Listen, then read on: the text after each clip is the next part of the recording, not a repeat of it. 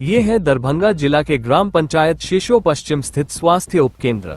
अब जरा देखिए इस स्वास्थ्य उपकेंद्र की हालत। जिस स्वास्थ्य केंद्र पर हजारों लोग निर्भर हैं, वो खुद बीमार नजर आ रहा है। दरअसल मरीजों से पहले इसे खुद के इलाज की जरूरत है। पहली नजर में ही यह स्वास्थ्य उपकेंद्र अपनी बदतर हालत की कहानी सुना देता है।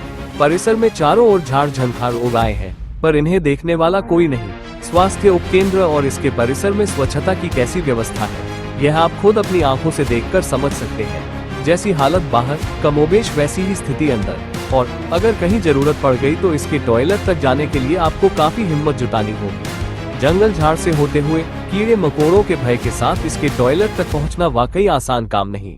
टॉयलेट के अंदर की हालत तो बस पूछिए ही मत। स्वास्थ्य और स्वच्छता का संबंध तो काफी गहरा होता है, पर शायद यहाँ के जवाबदेह लोगों को इससे कोई लेना देना नहीं। न तो यहाँ के अधिकारियों की नजर इस ओर है और न ही जनप्रतिनिधियों की। जनता क्या करे, वो तो बेचारी है।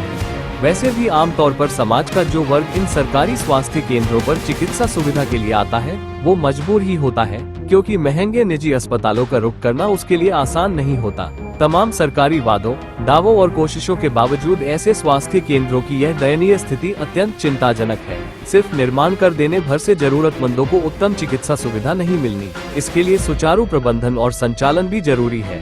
खैर, आइए इंतजार करते हैं कि कब जवाबदेह अधिकारी और जनप्रतिनिधि इस शीशो पश्चिम स्वास्थ्य उपकेंद्र की सुध लेते हैं, ताकि यह स्थानीय लोगों की उम्मीदों को पूरा करने में समर्थ हो सके।